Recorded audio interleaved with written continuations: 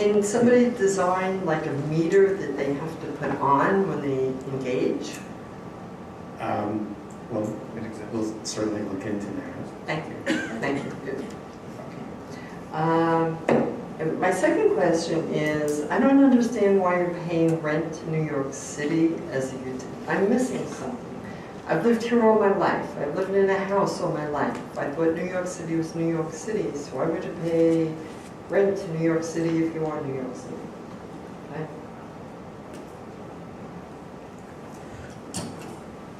The Commissioner had mentioned as part of her presentation that there's been a financial structure in place since approximately 1985.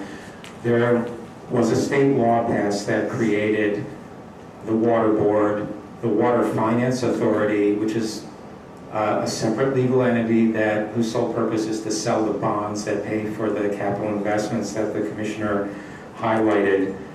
As part of that same state law, there was a lease created between the Water Board and the city that requires the Water Board to pay the city a rental payment.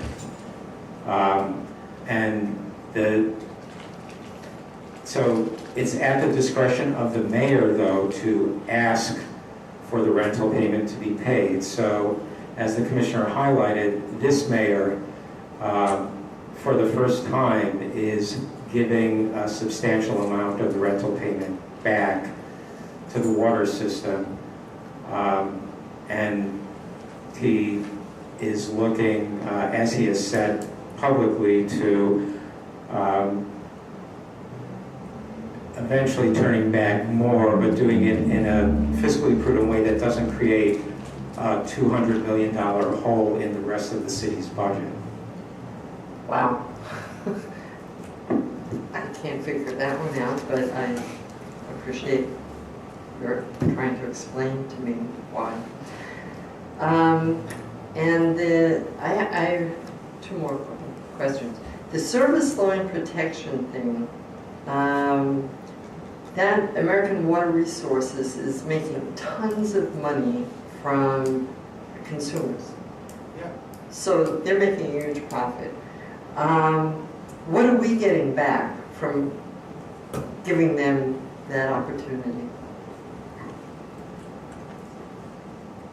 If you think of the service protection program as any other, like when you buy an appliance and you sometimes elect to buy a maintenance plan or repair plan, or an insurance policy that you might buy, the benefit comes to those subscribers that when the need arises, if their service line breaks, that they don't have to pay between $5,000 and $15,000 to get it repaired.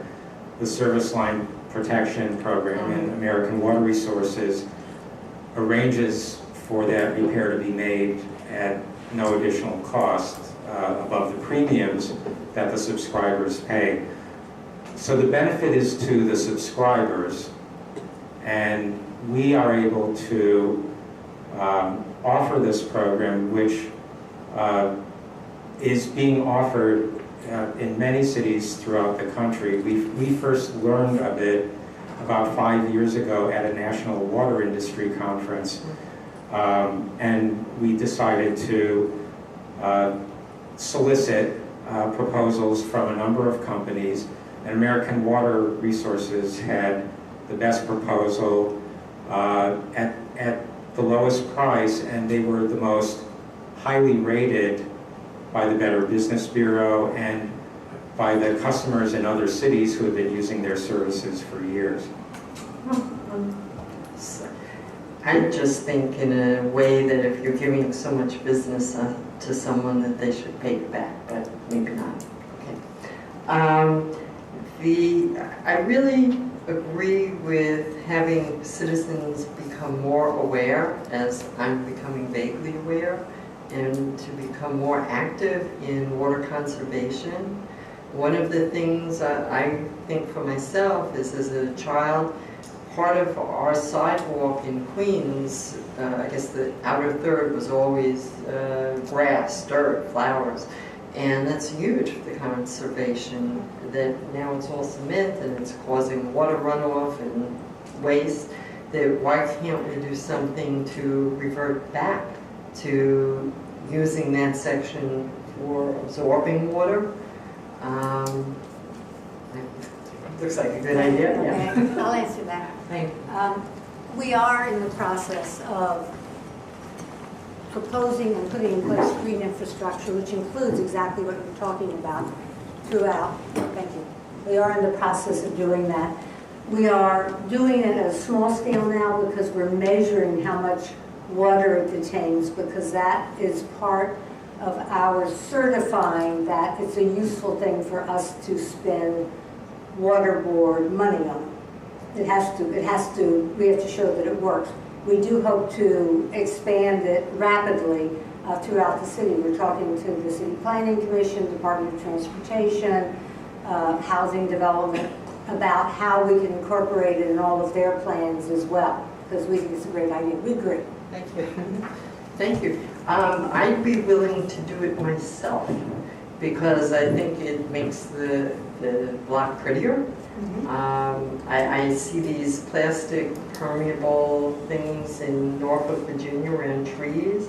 It would be perfect because I already started doing a little bit around my tree pit in the front. And it creates a little bit of problems with the dirt, and I'm worried about insurance if everybody trips.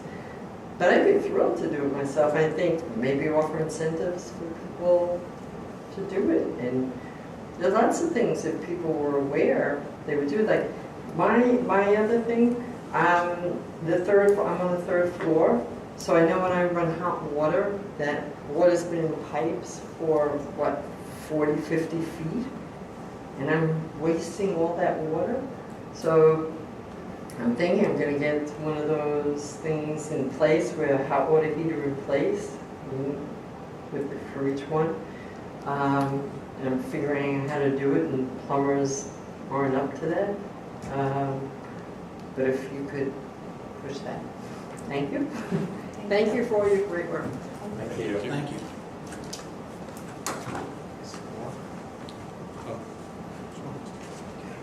The next on our list is Herschel Weiss.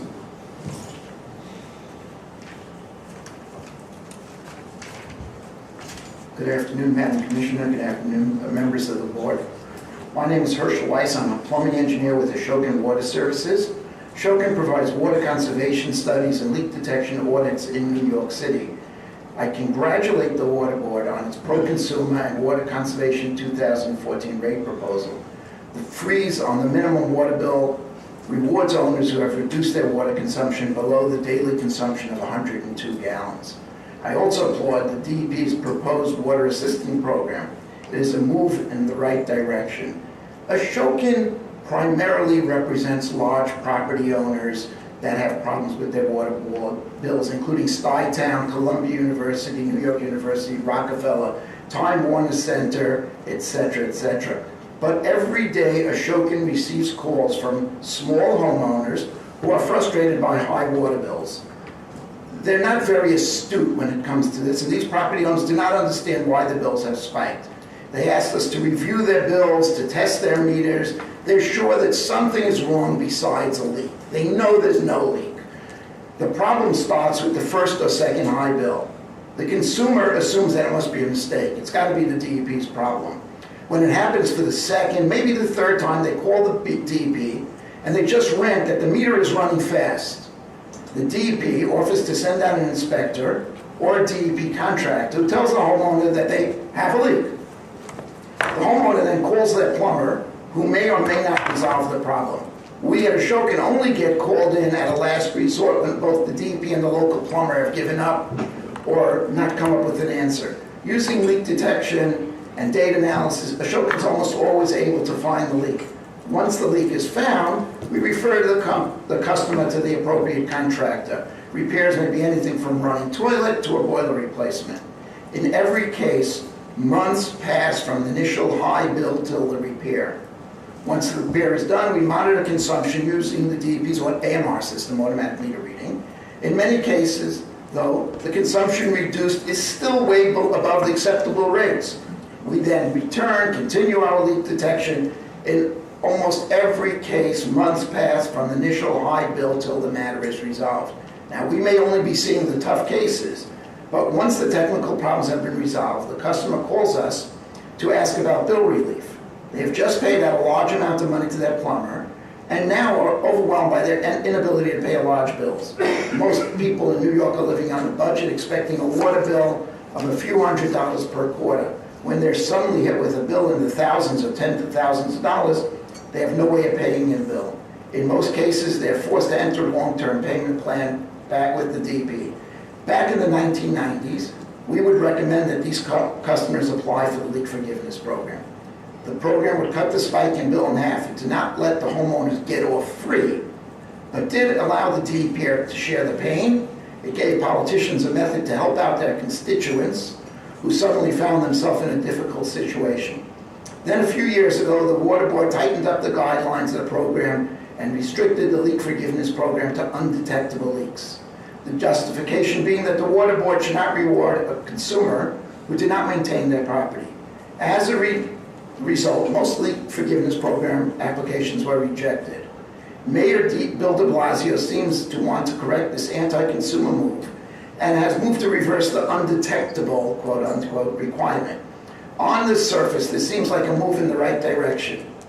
But the Water Board is proposing to restrict the timeline for a leak forgiveness application to 60 days from the leak and 90 days to get in your application from the last bill, as opposed to the current 18-month schedule. This would effectively eliminate the entire program.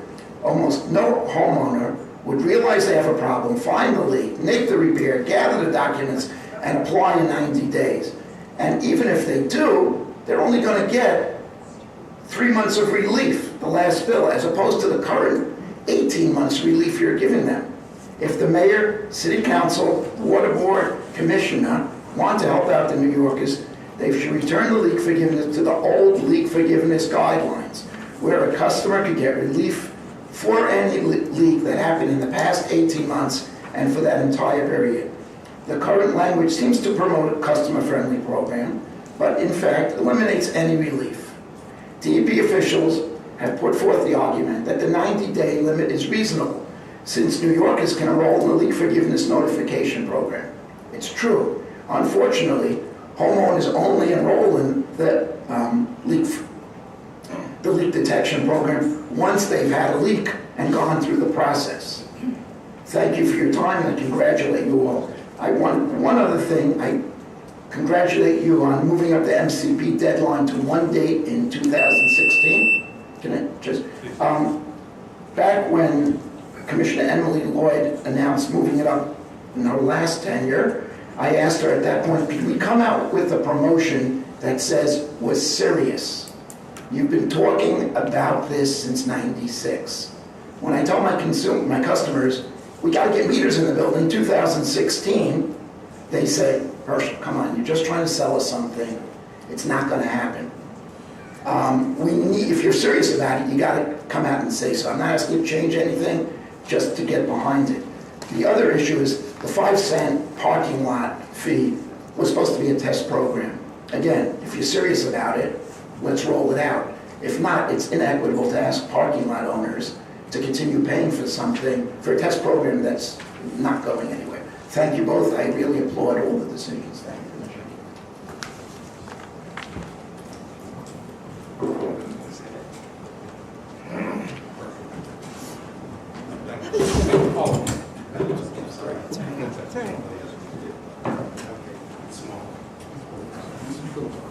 Sarah, have we registered any more speakers? Having no more speakers for this part of the hearing, we want to move forward to adjourn the hearing. Before we conclude this hearing, I would like to reiterate that the written remarks can be submitted to the Water Board, care of Kevin Kunkel, 5917 Junction Boulevard, Flushing, New York, 11373. Since we have no further business, this hearing is adjourned. Thank you.